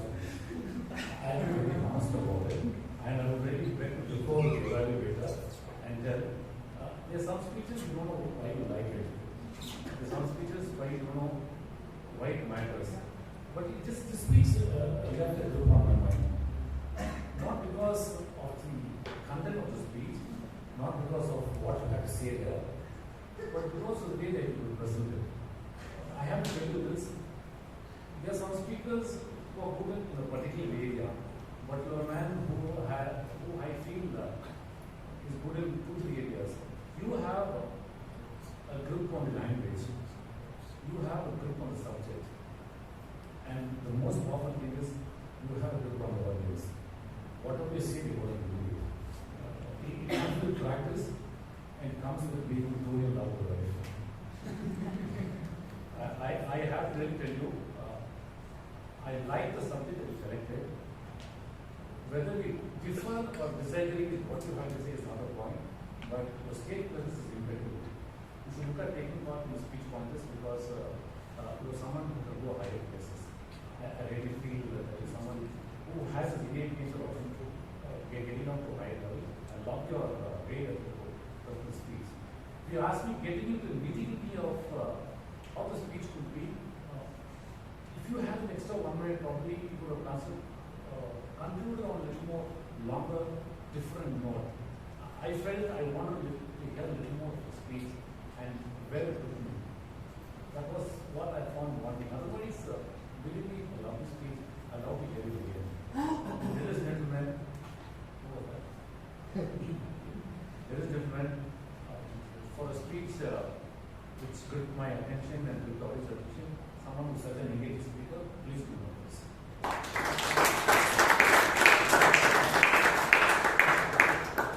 What I've written here is moral of the story: married people get to love again. Vijay, are you still in mind? Okay, speaker number 3, Toastmaster Vishal, welcomed by Vijay, Maya, Anand.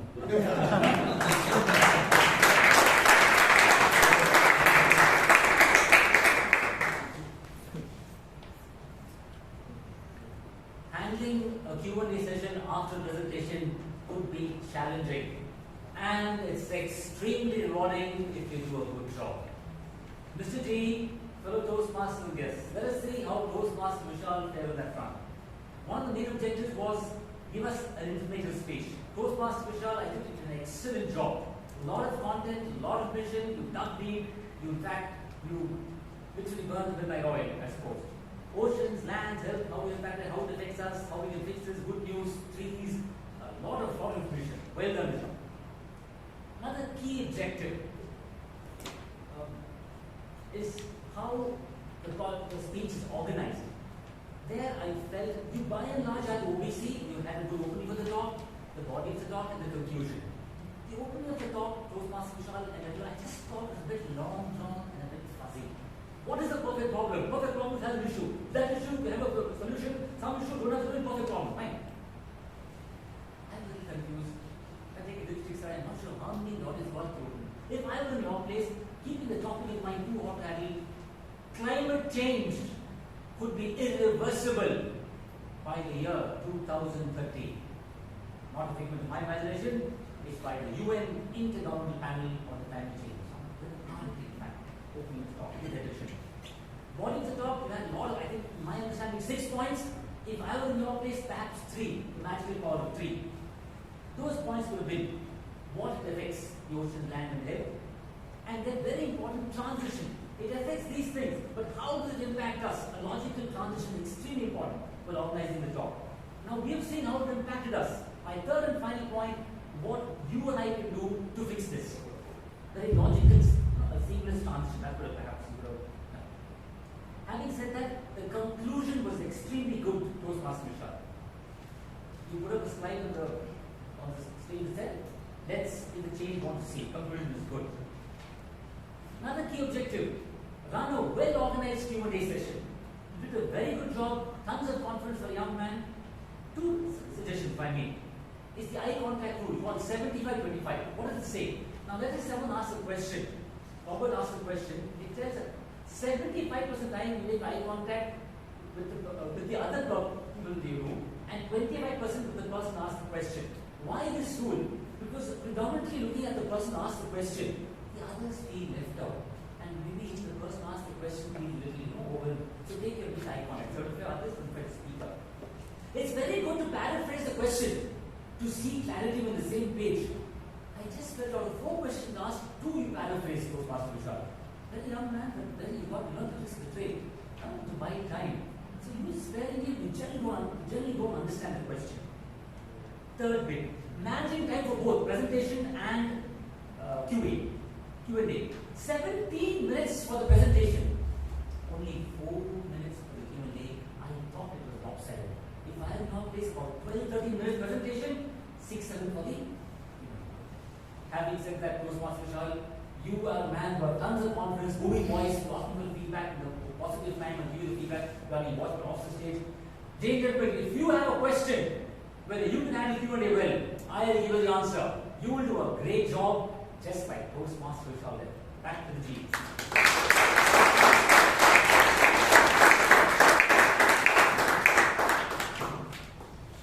Vishal, you're one of those young lads. Imagine at this age trying to ace a 15-20 minute PowerPoint presentation and coming and not even looking behind it. So confident was he when a question was asked, he just flipped on the PowerPoint, went on the green zone without looking at it. You must have practiced on the so well.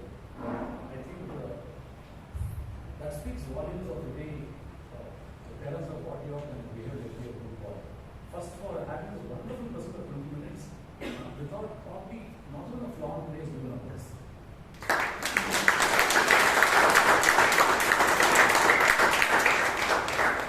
The challenge in giving an 80-20 minute presentation is to keep the audience put on the seats.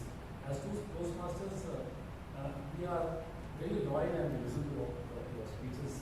But if you are in a place which is not a Toastmaster, what's my challenge? So the OBC of trick of Toastmaster is an attention catching opening. If I were in your place, I have come, removed my phone and put it on my hand and told, imagine you are a sail stripping skin of the body. This is my skin coming off. If I have not caught your attention, now I never will. This is what's happening to our lives.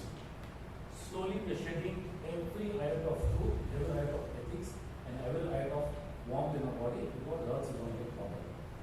If you use these words and you use this attention catching technique, it will very powerful. I noticed probably within a PowerPoint which probably you would sit with Vijay and work out is a maximum of 6 to 8 slides is what catches all the attention, and in every slide a probably maximum of 3 bullet points with not more than 8 words. You have lots of words there. It's one of our people's head. And replace slides with pictures. Replace slides with pictures. And coming to the body of speech, we came to the land part. Now people are going to falter there and now going to listen to how we want to make it interesting. The land that we are standing here was once a lake bed. Today the lake is no more there, it's concrete floor. You're going to swim in concrete and you're responsible. Conclusion, what I've written is, we spoke about tea. If you ask someone, say, switch on the light, take a cup of coffee, and sip an empty coffee, turn it on. The light will be switched off because this cup of coffee is not going available in your wake up now. Attention catching opening, powerful body, great attention catching conclusion. If you do all this, our speech is so good, it will become great. So get on with those acts of making this speech innovative, adding a formula called a PSP. You know what PSP is? Every point said is substantial by a story. Point, story, point. Bringing stories so that people love stories and take up to it.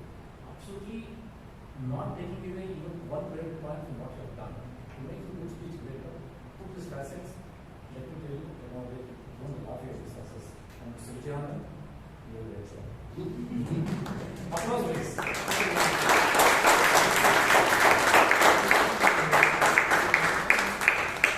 The debut topic master, I forgot to write anything. You know why?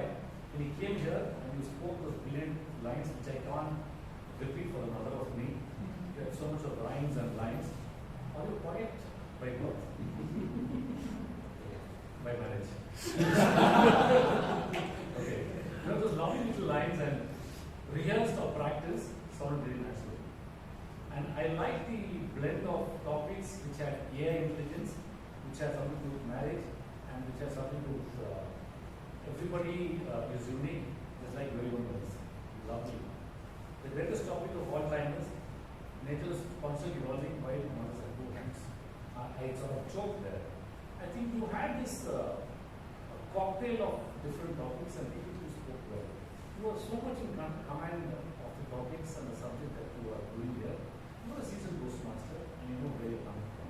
I would love to hear you in my club because you are an asset in this club. I won't coach you, but we'll go in. Ladies and gentlemen, for this great, lovely table topic, master, give an applause.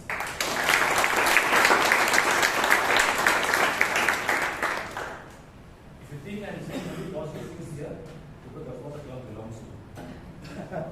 Having said this, let me quickly come to the timer who loves just messing on with the pen. Mr. Varun, be quick in your brief.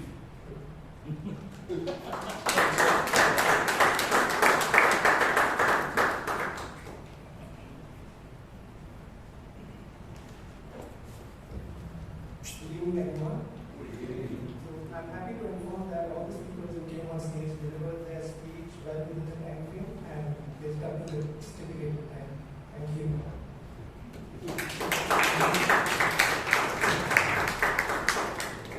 This was briefer than a brief. I'll call Chiranth.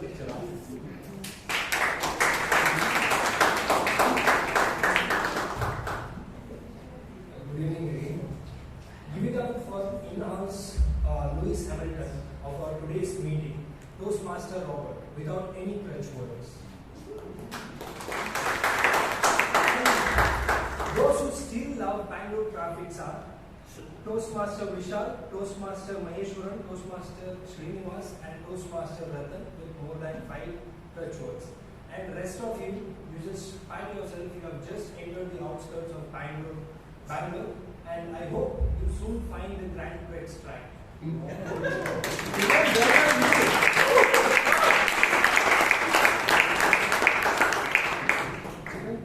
Whatever little role you get, do the best that you can. You will do a great job. And Madam Gangaadhar is not role.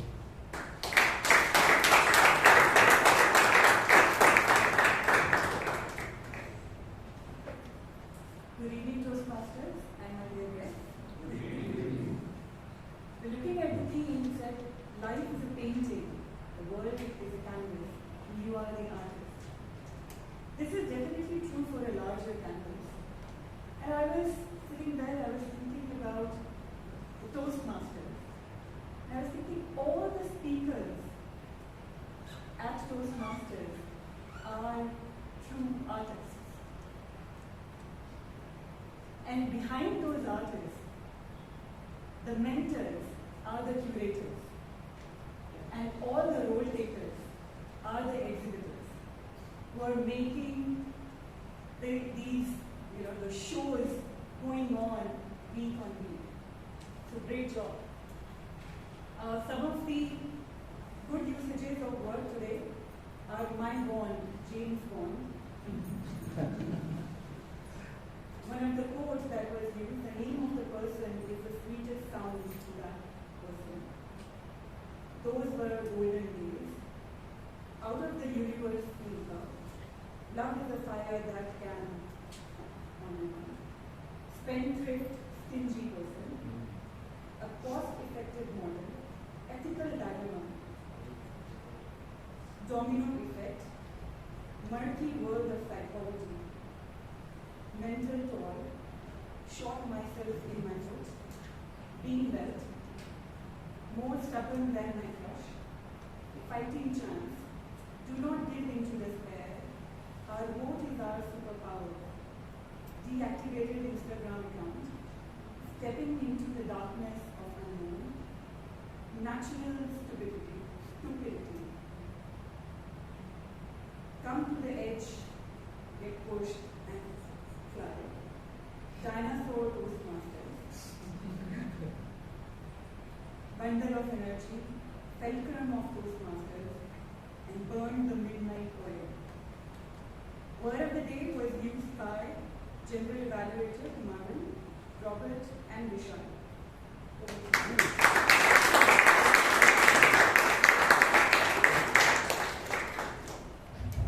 By any chance, get you Shashi Impossible grammar and English. To begin a lovely. I'm not talking about that grammar. Applause, please. What are you waiting for?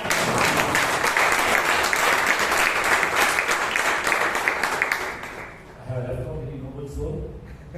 No. I had a wonderful time being a general director. When Mr. Paul called me, I was ready to come, but I'm glad I have come. You call me back again. This club feels love, positive, and useful.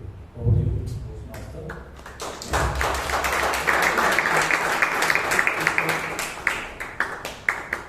Thank you, Dinosaur Toastmaster.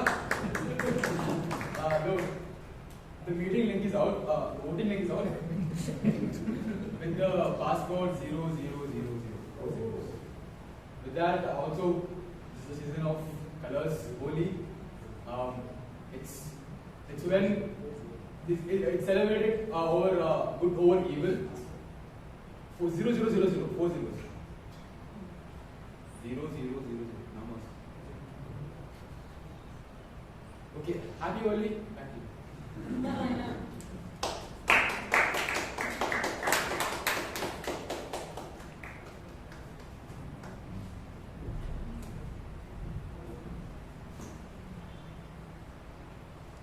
I would like to thank the Toastmaster of the day, Toastmaster Bryan, for taking us through the entire meeting so wonderfully with full of energy. Let's give a huge round of applause. I would like to thank all the role takers and speakers who have taken part in today's meeting and made today's meeting a wonderful one. Let's give a huge round of applause.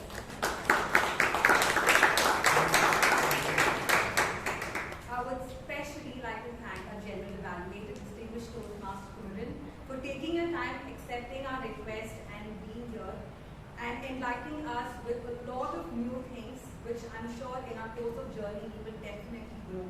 Thank you so much for such a wonderful feedback, and I would request you to please come on stage. A small token of gratitude from Anand.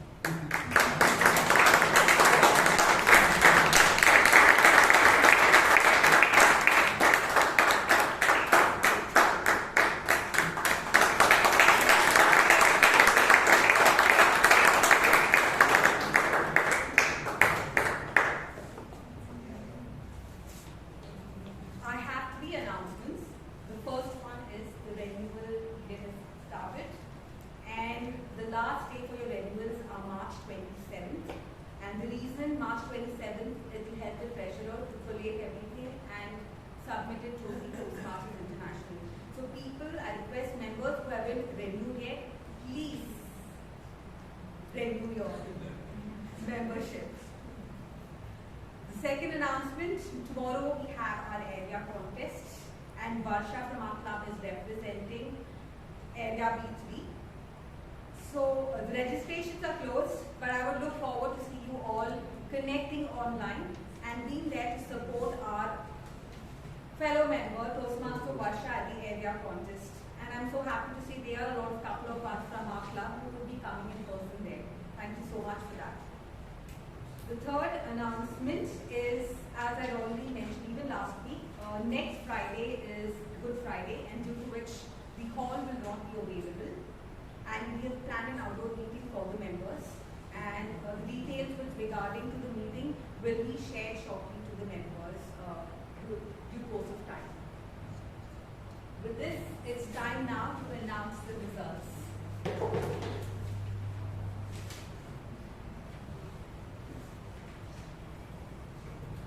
The best auxiliary role taker award for today's meeting goes to someone I think who loves being in traffic or likes to be in traffic. Toastmaster Chiranth.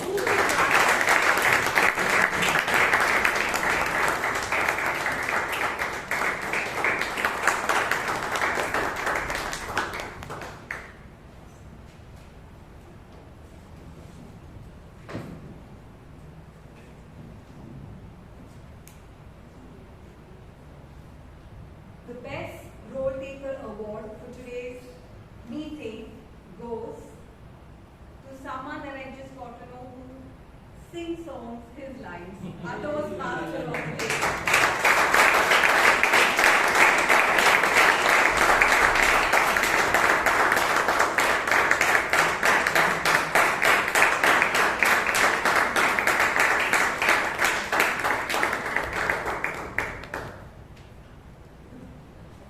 Best table topic speaker for today's meeting goes to someone who always has a challenge with others.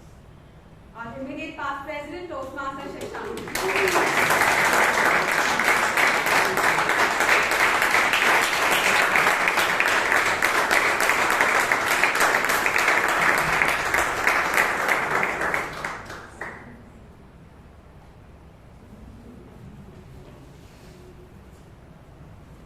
Best evaluator for today's meeting goes to someone who knows how to find out things even though it's very challenging, which is I found it. None other than distinguished Toastmaster Vijay.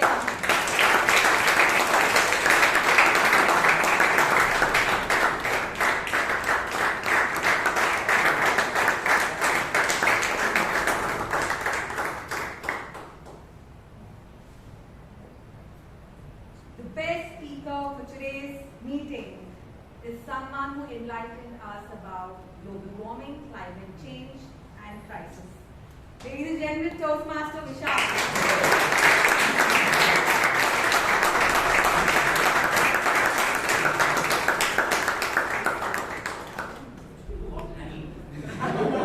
I would request all the winners to please join me on the stage with your certificates.